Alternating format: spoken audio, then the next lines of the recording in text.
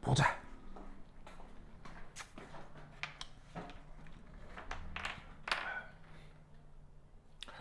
이 페이즈 룰이라고 하는 그 개념이 있거든요. 그래서 이제 어디서 사용하는 거냐면 그 상도표를 분석하는 어떤 그 수리적 테크닉이에요. 그래서 이제 얘를 뭐 어떻게 뭐 번역하기도 좀 굳이 번역하자면 뭐 상규칙 뭐 이 정도인데 좀 가우가 안 살려. 이게 상규칙은 좀 이상하잖아. 예, 그래서 이제 그냥 페이즈 룰이라고 하는 건데 그 이게 어떻게 구성되는지를 알기 위해서는 몇몇 그 전문 용어를 좀 알아야 돼요. 그렇죠? 그래서 이때 쓰는 말 중에 terms of usage라는 말이 있는데 이게 무슨 뜻이냐면 그 뭐냐면 이 분야에서 쓰려고 하는 전문 용어라는 뜻이야겠죠? 텀이 전문 용어를 텀이라고 해요. 그러면 이제 이 페이즈 룰에서는 그 세 가지 전문 용어를 알아야 되는데 첫 번째 대문자 P로 써요. 대문자 P. 그러니까 여기 좀 보시면 내가 이렇게 한다면 그냥 P라고 쓰면 되는데 이렇게 장식을 하나 넣어뒀잖아요. 그러니까 요거는 의미가 뭐냐면 영어 알파벳에서 대문자하고 소문자가 구분이 잘 안 가는 애들 있죠. 네. 대문자하고 소문자가 구분이 안 갈 경우는 대문자에다가 이렇게 장식을 넣는 관습이 있어요. 무슨 말이겠죠? 그래서 이렇게 장식을 넣어서 대문자 P다 이런 얘기. 그러면 여기에 있는 C도 대문자 C하고 소문자 C하고 구분이 잘 안 가잖아요. 그래서 이렇게 장식을 넣어서 대문자다 이렇게 이제 인식을 하자는 뜻이죠. 자, 그럼 이제 첫 번째 P로 쓰고 읽을 땐 뭐라고 읽냐면 number of phages라고 읽어요. 그렇죠? number of phases. 이건 뭐냐? 주어진 T 상태에서 사람 눈에게 상식적으로 관찰되는 상태의 개수. 요걸 number of phages라고 하는 거예요. 알겠죠? 누구의 개수? 상태의 개수. 아시겠죠? 그러니까 뭐 예를 들어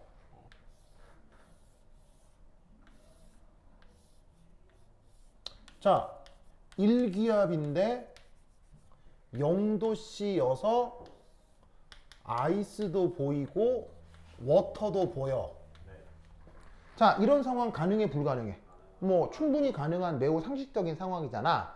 이럴 때 number of phages를 뭐라고 하자고? 2.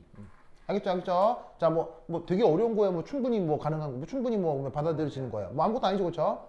그래서 이제 이게 number of phages라는 컨셉인데 그 다음 또 어떤 말을 하나 쓰냐면 number of component라는 말을 써요. component. 자, component를 우리말로 어떻게 번역하냐면 우리말로 조성이라고 번역을 합니다. 조성이 아니고요. 쏘리. 조성은 다른 말이에요. 다른 말 쓰고 조성 어떻게 번역하면 성분 이렇게 번역합니다. 성분으로 번역을 합니다. 이게 영어로 전문 용어를 쓰는 것과 한글로 번역을 하는 게 이게 상당히 까다로워요. 그래서 뭐 요거 관련돼서는 아니지만 나중에 유기과학 같은 걸 배우면 이런 말들을 쓰거든요. constitution, configuration, conformation. 여러분 이 세 단어의 뜻을 알고 구분할 수 있어요? constitution, configuration, conformation. 우선 번역은 구조, 배열, 형태예요. 그럼 사실 여러분 일상생활에서 한국어 쓸 때도 이거 구분해요? 잘 안 해요? 예를 들면 야 쟤는 구조가 다르다, 쟤는 배열이 다르다, 쟤는 형태가 다르다. 이거 명확하게 사전적 의미, 수학적 의미 따져서 구분해서 써요? 아니잖아요. 근데 그걸 번역까지 해서 쓴다. 이게 좀 어렵습니다. 알겠어요? 사실은 이런 것들은 교육을 통해서 무슨 뜻인지 배워야 되는데 저것도 마찬가지예요. 그래서 컴포넌트가 어떤 뜻인지 그걸 성분으로 번역을 했을 때 이제 이게 어떤 의미인지를 알아야 되는데 저 컴포넌트가 무슨 뜻이냐? 바로 이겁니다. 혼합물에서 독립 몰 분율 개수, 요걸 컴포넌트라고 합니다.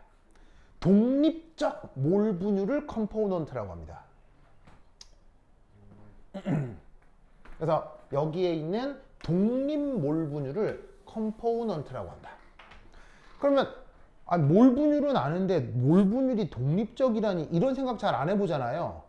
그럼 이런 건 말로 써도 이게 무슨 상황이야? 그럼 이럴 경우에는 뭐를 드는 게 좋겠어요? 그렇지. 백문이 불여일견이라 이게 한번 뭔지 보는 게 좋겠죠. 자, 그럼 뭔 말이냐? 자, 예를 들어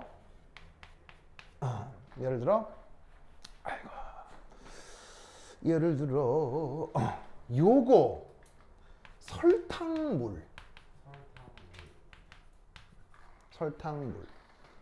자, 그러면 이렇게 설탕물을 만들어 놨다 치자 이거지. 무슨 말인지 알겠어요? 그럼 설탕물을 만들어 놨다고 치면 이 안에는 물도 있고 설탕도 있을 거 아니야. 그지? 그럼 이때 우리는 어떤 생각을 할 수 있냐면 물의 몰 분율과 설탕의 몰 분율 더하면 뭐가 되지? 1이지. 맞아? 1이죠. 그럼 잘 봐요. 그럼 만약에 0.1이면, 만약에 0.1이면 뭐예요? 0.9. 0.2면 0.8. 무슨 말인지 알겠어요? 이런 식으로 설탕이 몰 분율이 1부터 0까지 모든 몰 분율을 다 가질 수 있지. 물도 1부터 0까지 모든 몰 분율을 가질 수 있지. 이런 시스템에서 바로 컴포넌트가 2가 되는 거야. 즉 설탕도 0에서 1까지 모든 몰 분율을 다 가질 수 있고 물도 모든 몰 분율을 다 가질 수 있는 거야. 무슨 말인지 알겠어요? 이럴 때 컴포넌트가 2인 거야. 알겠죠? 그런데 예를 들어 소금물이라고 해보자. 소금물. 그러면 소금물에선 물에 누구와 누구가 섞여 있는 게 소금물이야? 바로 Na 플러스와 Cl 마이너스가 섞여 있는 게 소금물이잖아. 화학식으로 쓰면 NaClAq. 됐죠? 이때 물의 몰 분율에 Na 플러스 몰 분율에 Cl 마이너스 몰 분율 다 더하면 뭐가 되겠어? 뭐 이게 1이겠지? 자, 요까지 뭐 어려워요? 뭐 당연해요. 당연하죠? 그런데 이때 Na 플러스 몰 분율과 Cl 마이너스 몰 분율의 관계는? 같죠? 같을 수밖에 없죠. 왜? 원래 존재비가 몇 대 몇이니까요? 1대 1이니까 얘를 아무리 섞는다고 하더라도 이 두 개를 다르게 만들 방법이 있나요? 없죠. 그럼 이 말은 무슨 말이냐면 얘가 0.1이면 얘 무조건 뭐가 돼야 돼요? 0.1. 무조건 0.1 돼야 돼요. 얘가 0.2면 얘 무조건 뭐가 돼야 돼요? 0.2가 되죠. 그러면 이런 경우는 물질은 몇 가지야? 물질은 세 가지지만 존재할 수 있는 물질은 세 가지지만 독립적으로 가질 수 있는 몰 분율은 몇 가지밖에 없는 거야? 두 가지밖에 안 되는 거야. 이런 경우도 컴포넌트가 2야. 무슨 뜻인지 알겠죠? 저 컴포넌트 어떻게 구분하는 건지 알겠죠? 알겠죠? 그래서 혼합물에서 몰 분율을 자유롭게 변할 수 있을 수 있는 경우의 수가 컴포넌트. 알겠죠? 그러면 이렇게 어려운 경우 말고 그렇담 순물질은 그냥 이게 뭐겠어? 순물질은 하나밖에 없는 거잖아. 그럼 뭐 1이지 뭐 하겠죠? 순물질은 1. 됐죠? 그 다음 필요한 전문 용어 3F라고 하는 게 있어요. F.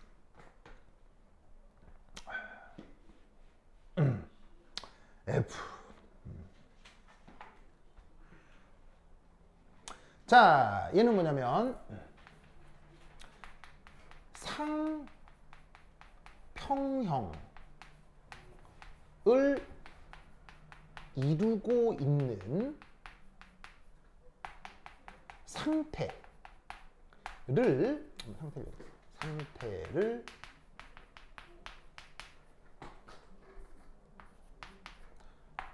변화시키지 않습니다.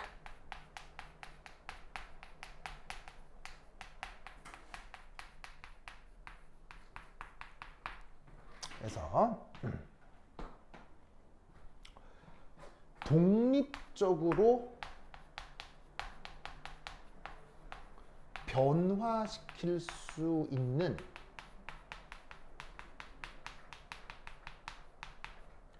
상태의 있는 변수. 그런데 이 변수는 압력, 온도, 몰 분율 중이에요. 의 개수를 요걸 F라고 합니다. 그래서 이름은 뭐라고 부르냐면 number of freedom이라고 해요. 그래서 우리말 번역은 자유도. 자, 우선 쓰시고요. 쓰면서도 뭔 말인가 싶죠? 그렇죠? 뭐 저런 이상한 말을 쓰나 말 텐데 쓰는데 설명을 해드리면 알 수 있습니다. 자, 우선 쓰시고. 아이고. 자, 그리고 이때 여기 독립적이란 말이 있죠? 독립적이란 말의 뜻은 뭐냐면 함수 관계가 있을 때 독립적이라고 해요. 함수 결과 관계가 없을 때 독립적이라고 해요. 함수 관계가 없을 때 독립적이라고 하는 거죠. 무슨 말 알겠죠? 그러면 저 F가 언제 따지는 개념이고 왜 저런 얘기를 하는지는 이따 구체적으로 설명을 할 때 다시 한번 얘기를 할 거고요. 우선은 지금은 적어두시고 나중에 설명이 완료되면 아, 이런 말이구나를 아시게 될 거예요. 이때 여러분들이 하나 꼭 기억하실 게 두 번째가 이제 원래대로라면 케미컬 포텐셜 이라고 하는 개념을 배워야 되는데 혹시 학교에서 케미컬 포텐셜 언급했어요? 아직은 안 한 것 같아요. 그래서 이제 요거는 학교에서 언급하면 다시 한번 배워보고요. 그 다음 배울 요 세 번째가 이게 바로 F는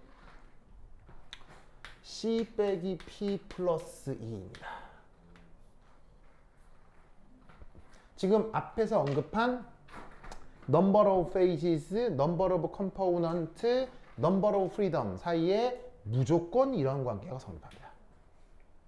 이걸 누가 증명했느냐? 깁스라는 물리학자가 이걸 증명했어요. 그래서 여러분은 요 내용을 우선은 외워놓기 바랍니다. 당연히 저 증명 과정 있겠어요, 없겠어요? 저 증명 과정이 내 교재에 수록돼 있거든요. 하지만 저걸 여러분 학교 선생님이 증명해준다 안 해준다? 절대 안 해줍니다. 섣부른 나의 판단으로는 증명 까먹으셨을 거예요. 그래서 올해 어떻게 될지는 모르겠는데 적어도 작년까지는 저걸 수업 시간에 언급했어요. 알겠어요? 언급하고 간단하게 문제로도 냈으니까 저 사실을 우선은 암기를 해두세요. 알겠죠? 어차피 학교에서도 증명 안 할 테니까 외우면 그만이라고. 알겠죠? 그만이라고. 그러면 이것에 대해서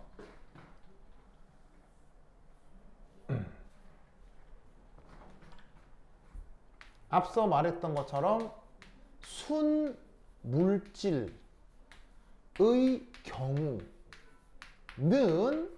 C가 뭐라고 그랬어요? 1이라 그랬죠? 그럼 여기에 1 넣으면 얘를 어떻게 바꿀 수 있겠어요? F는 3 빼기 P.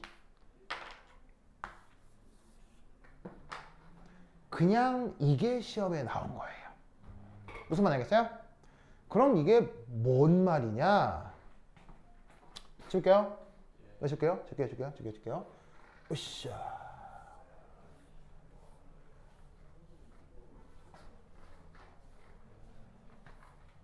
자, 그래서 여기에다가는 1이라고 적고, 그래서 3, F는 C 빼기 P 플러스 2에서 이 순물질 상도표에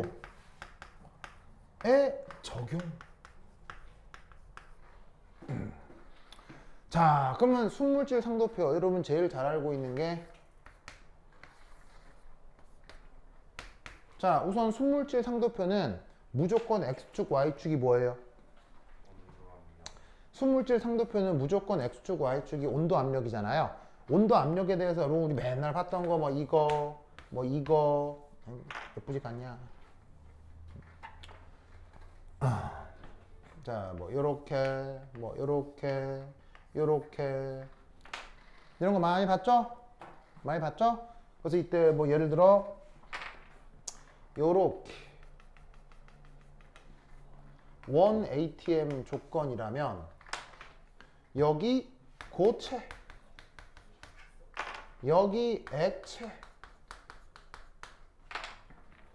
여기 기체. 보이시죠? 보이시죠? 그럼 잘 봐. 이런 온도 압력 조건에서는 무슨 상태가 관찰된다고요? 고체. 오? 몇 가지? 한 가지. 됐죠? 그 다음 요런 온도 압력 조건에서는 몇 가지 상태가 관찰되죠? 요런 온도 압력 조건에서는 역시나 액체 한 가지, 요런 온도 압력 조건에서는 누가 관찰되죠? 역시나 기체 몇 가지? 한 가지. 그러면 순물질 상도표에는 어떤 수식이 적용된다고 했어요? 이게 적용된다고 했죠? 그럼 여러분 number of phages에다가 1 넣어봐요. 1 넣으면 여기서 F 얼마예요? 2조. 여기서도 F가 2조. 여기서도 F가 2조. 무슨 말 알겠어요? 그러면 F가 2라는 게 무슨 말이냐?